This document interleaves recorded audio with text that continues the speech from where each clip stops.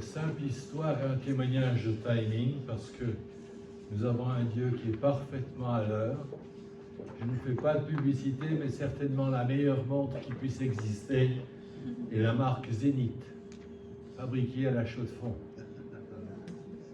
C'est des montres qui font des mécanismes de grande précision, puisque une partie de la fabrication d'Omega est récupérée. Si vous aviez envie d'acheter une montre relativement très chère, c'est-à-dire une Rolex, elle est avec un mécanisme Zénith dedans. Et j'ai eu une montre Zénith, mais un cambrioleur a décidé de s'en emparer. Pour vous dire que Dieu est parfaitement à l'heure, c'est le témoignage de cet médecin missionnaire en République du Congo qui est confronté devant une situation désastreuse puisque c'est une maman qui meurt en couche et qui se retrouve avec un tout petit bébé qui était certainement, période certainement, qui aurait certainement dû accoucher un peu plus loin. Et cette maman avait sa petite fille qui a 10 ans, qui était préoccupée parce que d'une part, cette maman est décédée, et la préoccupation, c'était ce bébé qui avait absolument besoin d'être maintenu au chaud. Et vous savez qu'en Afrique, l'électricité, elle est 1 jour sur 2 ou 1 jour sur 4. Et là, il y avait un drame qui était la suivante, c'est qu'il n'y avait pas d'électricité. Donc, aucune possibilité pour avoir ce bébé tenu au chaud dans une couveuse. Et la petite fille a simplement dit à cette médecin, « Mais moi, j'ai un Seigneur Jésus qui est capable de changer les choses. » Et alors, je pense que je vais lui demander, mais je suis sûr qu'il va nous apporter la solution, et non seulement la solution tout de suite, mais cet après-midi, il va nous apporter la solution. Et voilà que dans la clinique, cet après-midi-là, il y a un camion qui vient livrer un conteneur. C'est un samedi après-midi.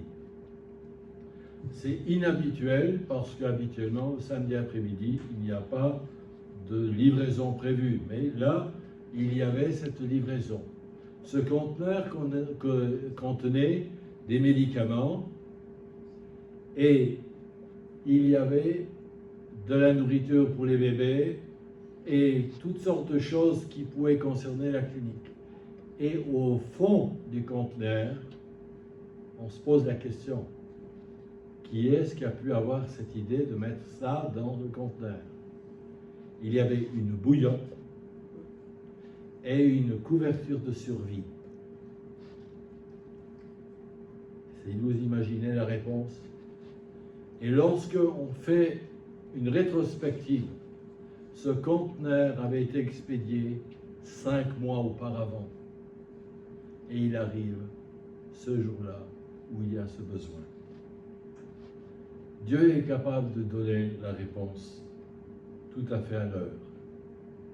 Ce matin, j'aimerais vous introduire auprès d'un personnage biblique qui, moi, m'a toujours parlé, et je pense qu'il vous parle aussi. C'est Joseph. Joseph.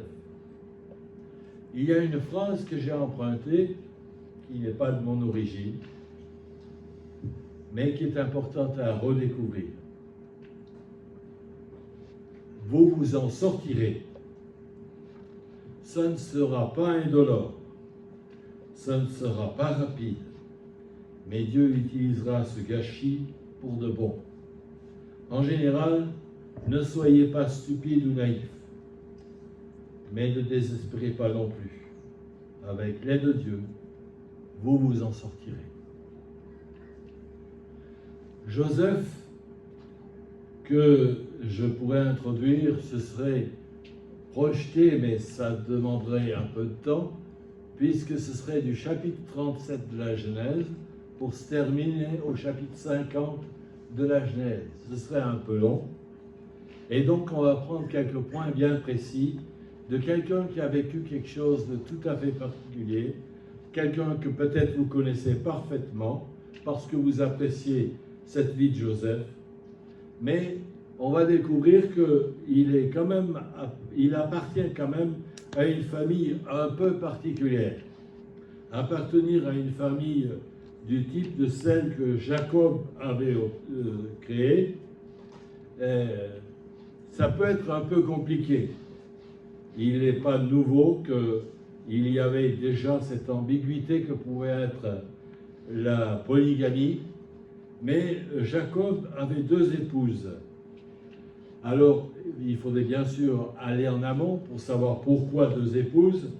Quelque part, Jacob a trompé son frère, a trompé son père, et il se fait tromper avec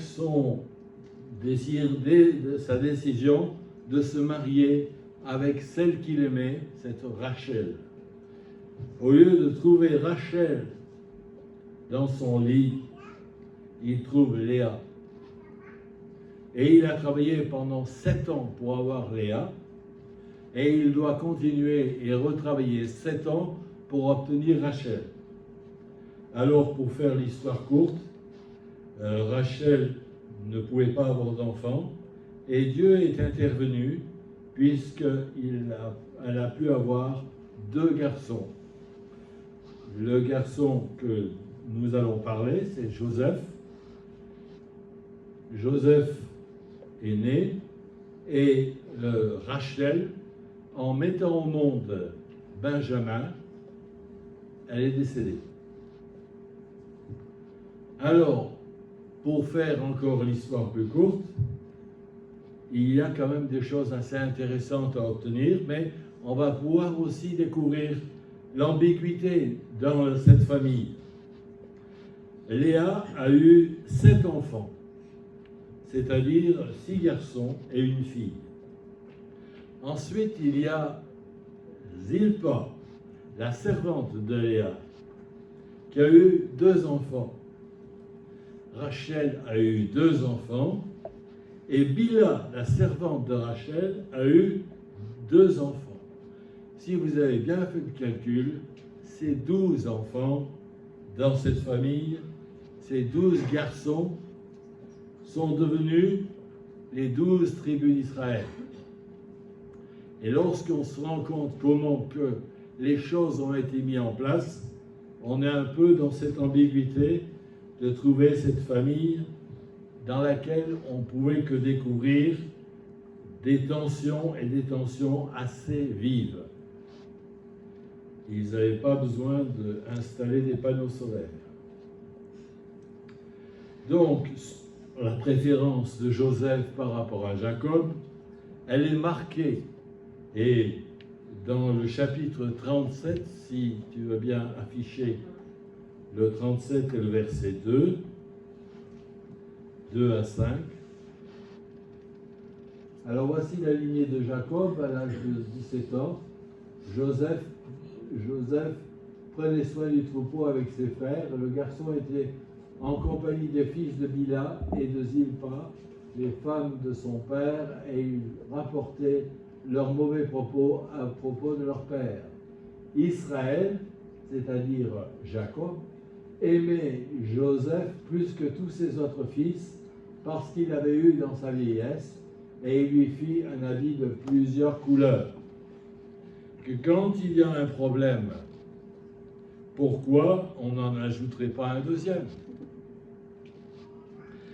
Déjà, la difficulté qu'il y a avec tous les enfants qui avaient un peu plus d'âge que lui, sachant cette relation ambiguë, forcément, je ne sais pas si vous avez vécu et si vous êtes né dans une famille nombreuse, mais ce n'est pas mon cas, mais je sais que par expérience, les gens qui ont vécu dans une famille nombreuse, il y a quelquefois des tiraillements, et de temps en temps, il y a des mots qui sont un peu cassants.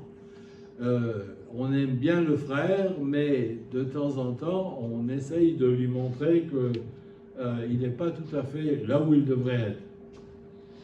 Et donc, ces tensions, elles se sont ramenées à un point qui est aussi un point qui est différent.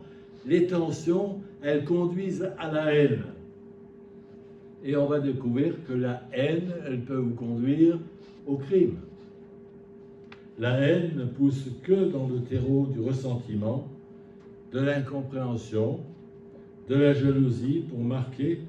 Et en plus, il y avait cet amour de ce père par rapport au fils, qui en plus a été caractérisé à faire cette fameuse tunique de plusieurs couleurs.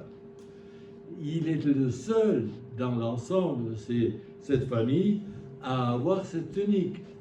Alors j'essaye de m'imaginer, les aînés, ils se sont certainement dit, c'est pas juste, pourquoi lui, pourquoi pas moi, et ainsi de suite.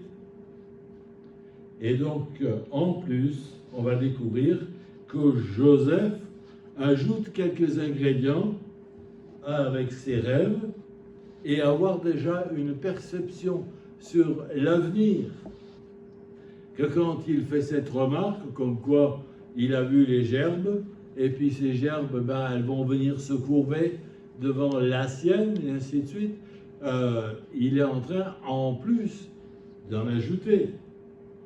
Mais je répéterai cette phrase, vous sortirez. Ce ne sera pas indolore, ce ne sera pas rapide, mais Dieu utilisera ce gâchis pour de bon.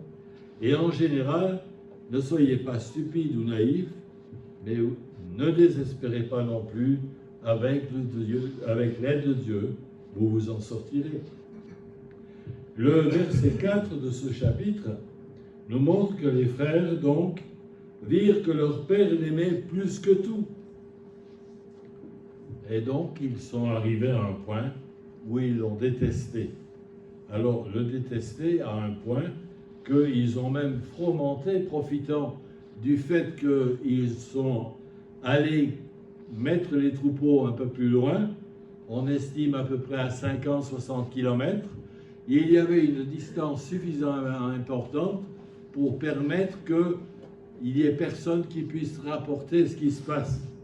Et donc, ils ont combiné ce que vous savez, cette fameuse expérience d'être mis dans un puits.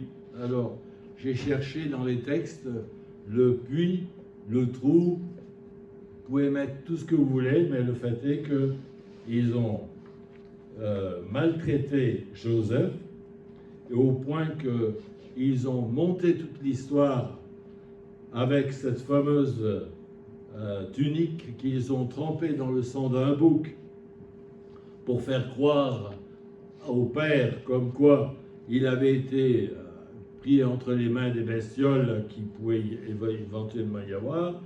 Il y a une chose qui est assez étonnante dans ce Moyen-Orient, il y avait des risques, le lion, l'ours et les bêtes qui peuvent être les hyènes ou des choses comme ça. Et donc, il est de plus en plus détesté et ils en sont arrivés au point où ils l'ont mis dans cette fameuse citerne qui est heureusement vide. L'audace, mais l'audace de ce que peut être la haine et le mépris, c'est que non seulement ils l'ont mis dans la citerne, mais qu'ils ont ensuite pris le temps de faire un pique-nique juste sur la margelle. Ils sont juste au-dessus. Ils sont au point où il nous est dit que c'était devenu insupportable et ils l'ont mis dans cette fosse. Et son parcours de vie bascule. Joseph est là tributaire d'une situation. Alors, j'ai jamais fait l'expérience, et je pense qu'il n'y a personne qui a fait l'expérience, de tomber ou d'aller dans un puits. Que quand on est dans un puits, ayant eu l'expérience non pas d'un puits, mais d'une espèce de réserve à la maison, le champ visuel, il est quand même relativement petit. Alors, Joseph est tributaire de toutes les décisions qui vont être prises à son insu. Que s'est-il passé? Qu'a-t-il fait? De ce que je peux comprendre, il a dû crier. Les autres étaient en désaccord à son insu. Je pense qu'il y a des mots qui ont certainement diffusé à son égard. Et puis là, entre parenthèses, tu peux la fermer. Et parce que personne ne va t'entendre. Vous connaissez l'histoire et je pense que l'histoire fait qu'ils ont décidé de manœuvrer dans les deux sens, faire croire au père comme quoi il y a une bête qui l'a dévoré ou qui l'a tué, et puis en même temps faire le deal avec les Ismaélites qui passent avec la caravane et avec lequel il a été vendu. Le parcours de Joseph donc bascule et il va de mal en pis. Parce que non seulement il est vendu, alors un esclave, c'est un esclave. On n'a certainement pas fait la courte échelle pour monter sur le chameau. À mon avis, il est lié, certainement les mains dans le dos, et c'était de la marchandise à utiliser. Et l'essentiel, c'est qu'eux, ils avaient récupéré les 20 pièces d'argent, et le problème n'était plus le leur. Sa vie, elle va, pour simplifier les choses, elle va être en Égypte avec un parcours extraordinaire, qui est un parcours d'embûches, un parcours de choses qui sont très négatives, et même les accusations morales, jusqu'au point où même dans la prison, il est oublié. Le grand échanson l'a oublié. Alors, bien sûr, ceci, il faudrait se retrouver avec le chapitre 40 pour découvrir tout ce parcours, de voir que, curieusement, il y a quelque chose qui est important chez Joseph, c'est qu'il n'y a aucun murmure à l'égard de cet éventuellement Dieu qu'il aurait abandonné. Et il y a encore une fois de plus, j'aime bien remettre cette phrase, vous vous en sortirez, ce ne sera pas indolore, ce ne sera pas rapide, mais Dieu utilisera ce gâchis pour de bon. En général, ne soyez pas stupides ou naïfs, mais ne désespérez pas non plus avec l'aide de Dieu. Vous vous en sortirez. C'est la même phrase que Paul s'est donnée à ces braves chrétiens romains, le chapitre 8, « Toutes choses concourent au bien de ceux qui aiment Dieu ». Alors, toutes choses, il n'est pas précisé, les bonnes, mais toutes choses. Mais Dieu sait se changer la situation et l'interprétation qui est donnée. Il y a un rêve qui est en train de assaillir le pharaon de l'époque. Ce brave pharaon se tourne vers tous ses devins et tous ceux qui étaient en mesure de lui apporter la solution. Et il n'y a pas de solution, sinon que finalement, l'échancier qui lui avait été privilégié puisqu'il avait pu sortir de prison, subitement il se rappelle, « Ah mais il y avait un jeune Hébreu qui était avec moi dans la prison et il nous a révélé les rêves que nous avions faits. » Et même, non seulement il les a révélés, mais ça s'est réalisé. Le panetier, il lui a dit comme quoi il sortirait, mais pour être pendu. Moi, j'ai le privilège de sortir aussi et d'être restauré à mon poste. Et c'est là que Joseph intervient et il apporte la solution qui est donc la solution de ce salut. Salut extraordinaire, puisque non seulement il y a une bascule, pour ainsi dire, de la prison, il passe au rôle du Premier ministre. On On aimerait peut-être que de temps en temps, ce soit l'inverse qui se passe. On a des premiers ministres qui mériteraient d'aller en prison. Mais là, c'est un rôle extraordinaire. Dieu est capable de changer cette situation et le salut de Joseph se traduit par un salut beaucoup plus important qu'on peut s'imaginer.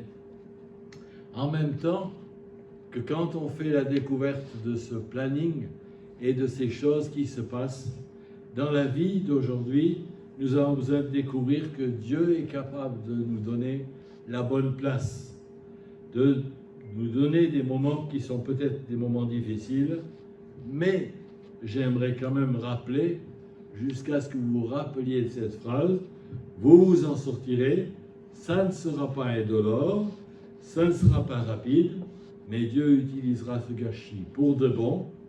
En général, ne soyez pas stupides ou naïfs, mais ne désespérez pas non plus. Avec Dieu, nous vous en sortirez. Et effectivement, il y a tout un plan qui est extraordinaire. Alors, à la maison, je vous invite à lire à partir du 37 jusqu'au chapitre 50, toute la vie et tous les détails de cette vie de Joseph. Mais quand même, il y a un détail qui est important. C'est que le salut de Joseph se traduit par le salut de deux peuples. Le peuple d'Égypte de l'époque, qui était un peuple très important, parce que Dieu était capable de donner la résolution de ce qui allait arriver par cette simple explication de la vision, les années de prospérité et puis ensuite les années de difficulté. Dans ces années de difficulté, il y a un peuple qui n'avait pas d'histoire avec ce peuple d'Égypte, qui est venu chercher de quoi manger. Ce sont ses frères. Alors là, c'est tout un détail et ça prend du temps de voir tout ce relationnel qui a dû se restaurer. C'était pas simple, hein?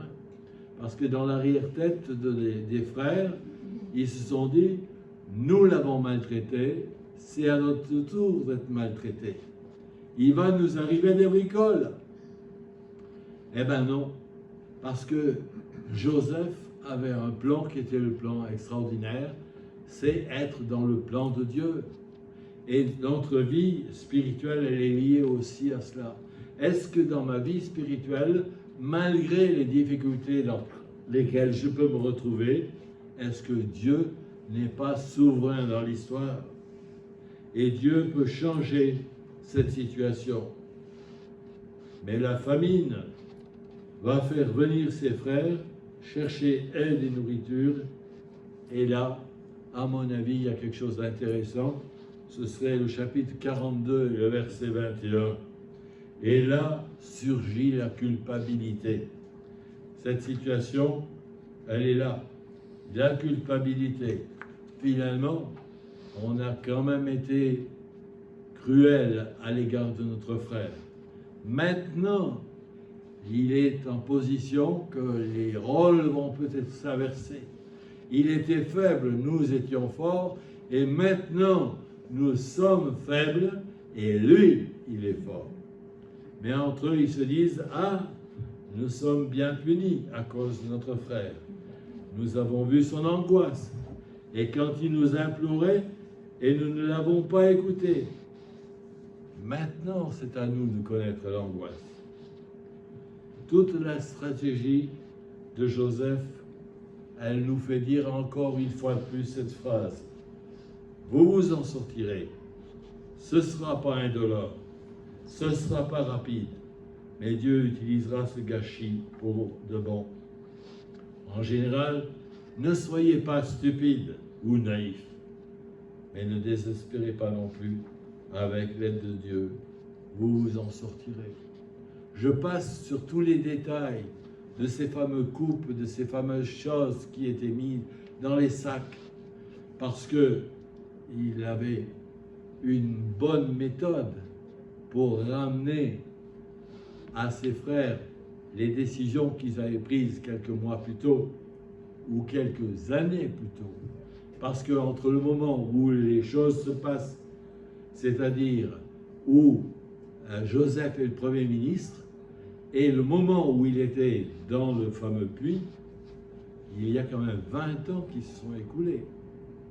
On pourrait s'imaginer que pendant 20 ans, on a un peu classé l'affaire, on l'a peut-être oublié. Ben non, parce que cette famine fait qu'elle a entraîné ce peuple israélite à toute son embryonité, puisque quand ils sont venus demander aide et ensuite protection, puisque c'est Joseph qui les a incités à venir avec toute la démarche de premièrement avoir son frère cadet pour venir parce qu'ils l'ont retenu en otage. Enfin, il y a toute une histoire qui est assez compliquée. Il y avait des deals sans arrêt. Mais finalement, c'est à un certain moment où l'ensemble est venu.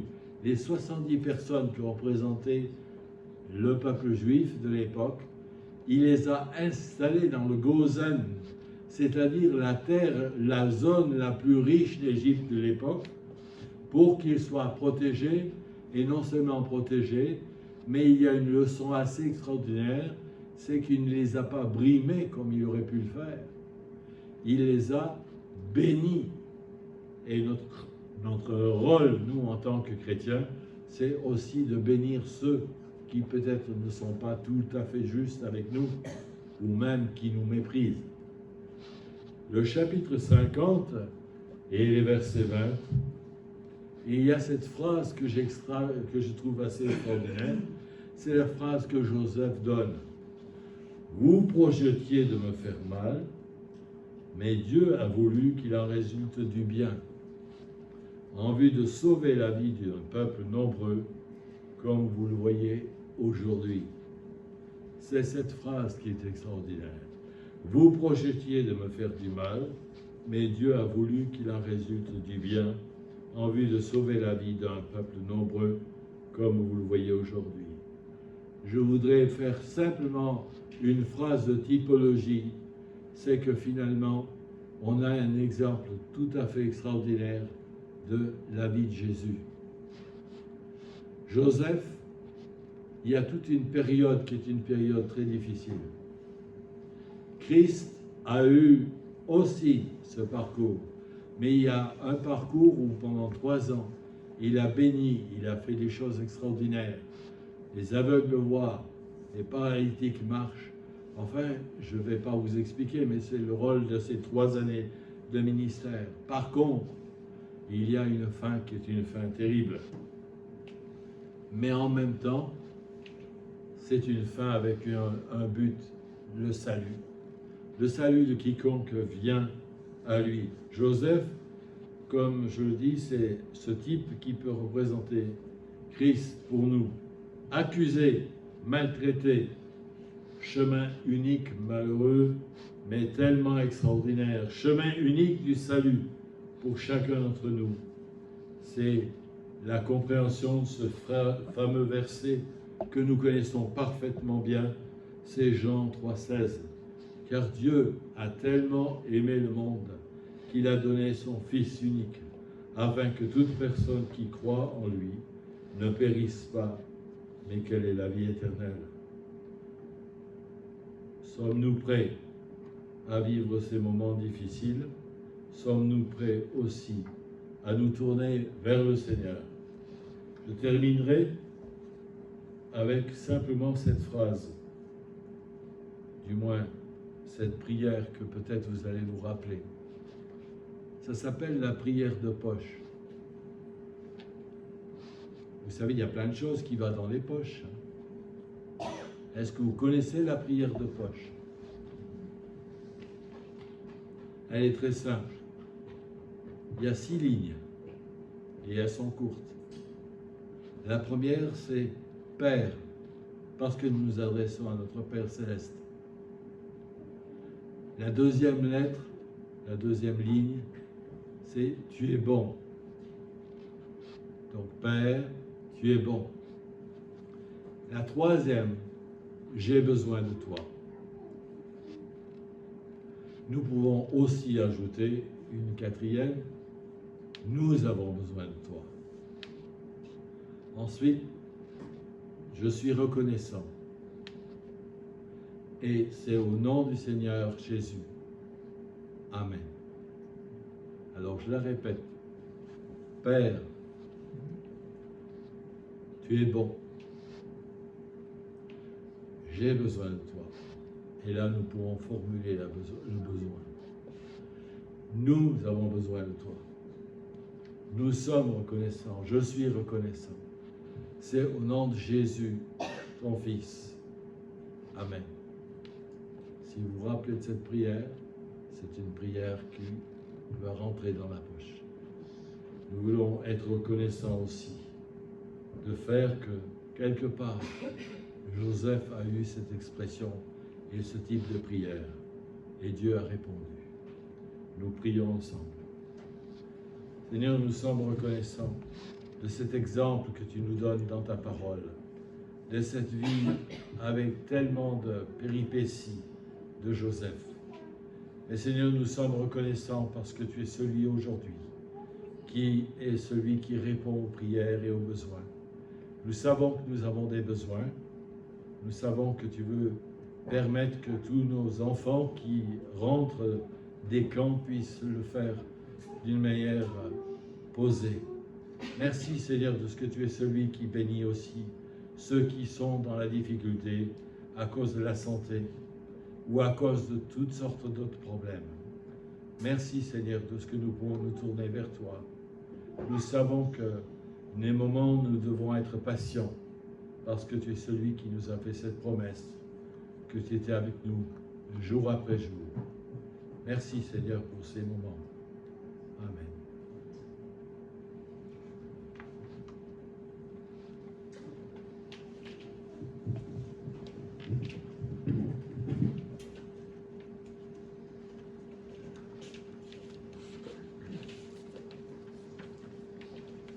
Merci Michel. Nos vies sont faites de choix. Nous ne comprenons pas toujours ce qui se passe, mais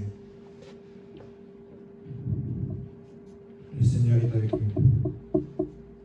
Parfois nous faisons de mauvais choix, comme les frères de Joseph, avec des répercussions qui peuvent nous faire passer par des chemins détournés. Et le Seigneur cherche toujours à nous ramener à lui. Parfois, nous perdons du temps. Mais le Seigneur nous laisse toujours libres dans nos choix que nous faisons. Et notre parcours sera la conséquence ou les répercussions des choix que nous faisons.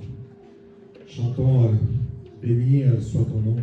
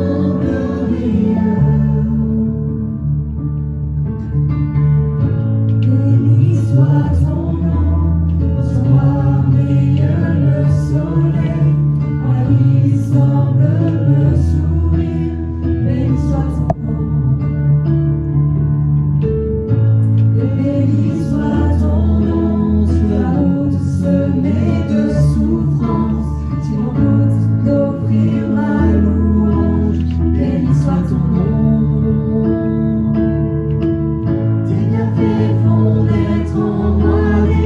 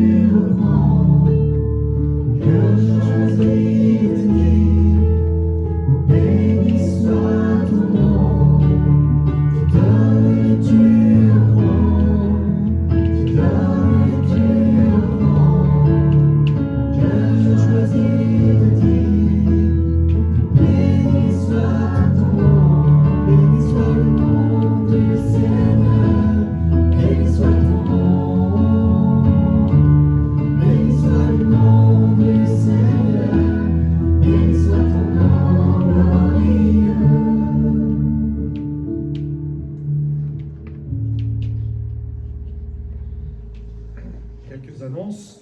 Tout d'abord, on a donc